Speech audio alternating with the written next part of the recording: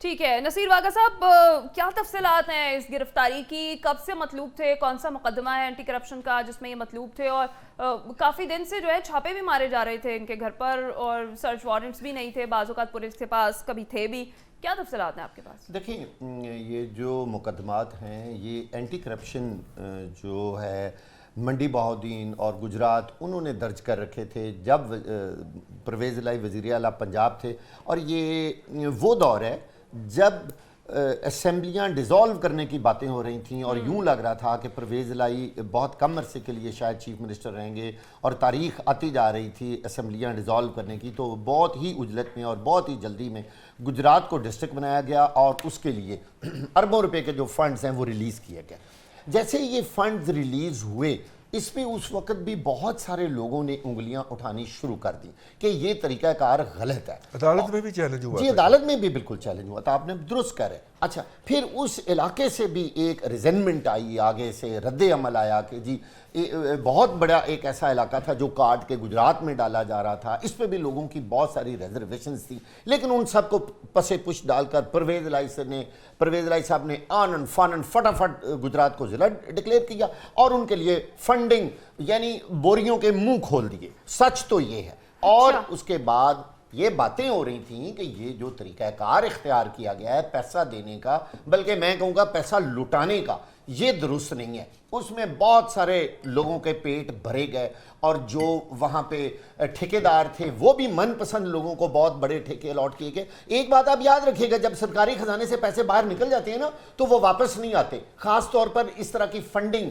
جب اس طرح کے فنڈز ہوتے ہیں ضلع بنانے کے لیے، وہ پیسہ تو سارا چلا گیا، اب اربوں روپے تھے. اس کے بعد جیسے ہی پرویز الہی صاحب جو ہے وزارت اعلیٰ سے ہٹے تو اینٹی کرپشن پنجاب نے وہاں کے سے سارا ریکارڈ اکٹھا کیا اور اس ڈسٹرکٹ میں پرویز الہی کے خلاف مقدمہ درج کیا کہ انہوں نے یہ سارا کام غلط کیا اور یہ پیسے انہوں نے غلط جاری کیے ہیں. غالباً اس کا طریقہ کار پر بھی بہت اعتراضات اٹھائے گئے کہ جی یہ بھی غلط طریقے سے پیسہ دیا گیا ہے اور بہت بڑی اماؤنٹس جو تھیں وہ انہوں نے دی. اچھا، اب وہ مقدمہ چل رہا تھا پرویز الہی صاحب کے گھر پہ 2-3 دفعہ چھاپے مارے گئے، وہ گرفتار نہیں ہو رہے تھے. پھر انہوں نے ضمانت کرا لی. آج ان کی وہ ضمانت بھی خارج ہو گئی تھی. اینٹی کرپشن حکام کا کہنا ہے کہ جو انہوں نے میڈیکل سرٹیفکیٹ دیا تھا پرویز الہی نے وہ بھی جعلی تھا. لہٰذا یہ تو ایک ضمنی بات ہے، لیکن ان کی جو ضمانت تھی وہ خارج ہو چکی. وہ پیش نہیں ہوتے. جب بندہ کوئی عدالت میں پیش نہیں ہوتا تو آٹومیٹیکلی اس کی ضمانت خارج ہو جاتی ہے. میں آپ کو بتاؤں کہ اگر یہ آج عدالت میں پیش ہو جاتے، عدالتوں میں نا یہ ان کی ایک روٹین ہے کہ جب بندہ پیش ہو جائے نا تو وہ اس کو کوئی نہ کوئی ریلیف دے دیتے ہیں. شاید ان کو تھوڑا سا ٹائم اور مل جاتا. لیکن میرے ذرائع نے بتایا کہ پرویز الہی اب عدالت میں اس لیے نہیں جا رہے تھے کہ ان کو یہ لگ رہا تھا کہ جیسے ہی میں منظر عام پہ آؤں گا. دیکھیں، عدالت میں جانے کے لیے تو پرویز الہی نے اوپن ہونا ہی تھا نا. 2 راستے تھے، یا اسی طرح چھپ جاتے یا عدالت میں آ جاتے. اچھا، انہوں نے یہ سوچا کہ اگر میں اوپن ہو گیا، میں عدالت میں چلا گیا تو مجھے ایک اور مقدمے میں بھی انہوں نے گرفتار کر لینا. یہ گورنمنٹ کے لیے کوئی مشکل نہیں تھا، یہ بات طے تھی. لہٰذا پرویز الہی عدالت میں نہیں گئے اور ان کی وہ ضمانت منسوخ ہو گئی آج.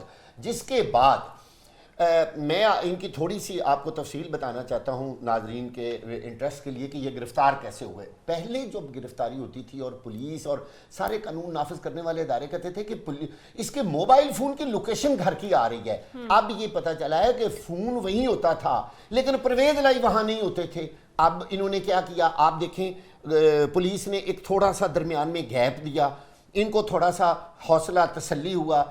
پھر کیا ہوا کہ 4 لوگوں کے موبائل فون جو پرویز الہی کے بہت قریبی لوگ ہیں اور مجھے پتا ہے وہ کس کس کے موبائل فون ہیں، ان کی لوکیشن انہوں نے ٹریس کی کہ اگر پرویز الہی اکیلے کا موبائل نہیں بھی آئے گا تو ہمیں یقین ہو جائے گا. یہاں انہوں نے مخبر کھڑے کیے ہوئے تھے نا ان کے گھر کے سامنے. پولیس جو تھی وہ نہر پہ بھی تھی اور اگلے گول چکر پر جو ان کے گھر کے آگے گلبرگ کی جنم وہاں بھی موجود تھی. فینس لگی ہوئی تھی. اب ہوا یہ کہ جو نفری وزیر اعلیٰ پنجاب، آپ ایسے بتا رہے ہیں جیسے کسی ڈان کو گرفتار کرنے کے لیے سارا آپریشن. ہاں بالکل، یہ ایسے ہی ہوا ہے.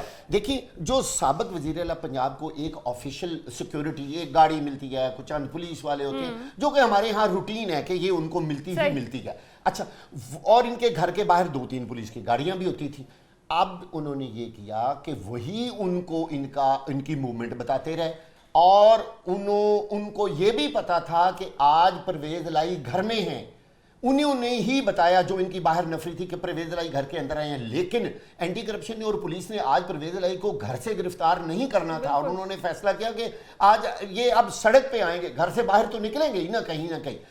परवेज लाई के घर के आगे पीछे इस वक्त इतनी फेंस लगी हुई थी कि परवेज लाई ने अब गिरफ्तारी के बगैर या तो फिर घर रहते या फिर गिरफ्तार होते। आज वो जैसे ही वो घर से निकले हैं, इनके घर के बाहर जो सड़क है ना, वो वन वे ट्रैफिक, और वो लेफ्ट साइड पे जाती ही गुलबर्ग की तरफ है, गोल चक्कर। तो इनको पता था कि इन्होंने अगर घर से निकले तो गोल चक्कर की तरफ जाना, उल्टा तो जा ही नहीं ना गाड़ी सकती। उधर उन्होंने पुलिस से ज्यादा नफरी, अच्छा पुलिस की नफरी वाजे नहीं थी, मैं आपको बता दूं, ये पुलिस की नफरी उन्होंने इधर उधर छुपाई हुई थी।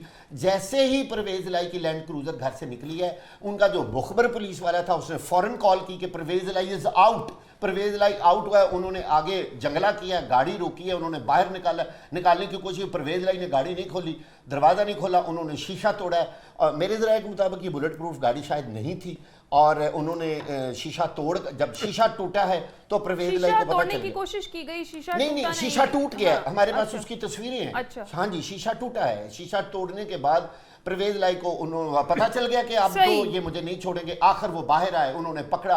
अब इस वक्त परवेज लाई जो है वो एंटी करप्शन हेडक्वार्टर पंजाब से हाथ से ना निकल जाए दोनों जानिब से। नहीं आप नहीं निकलेंगे, पुलिस वालों ने उन्हें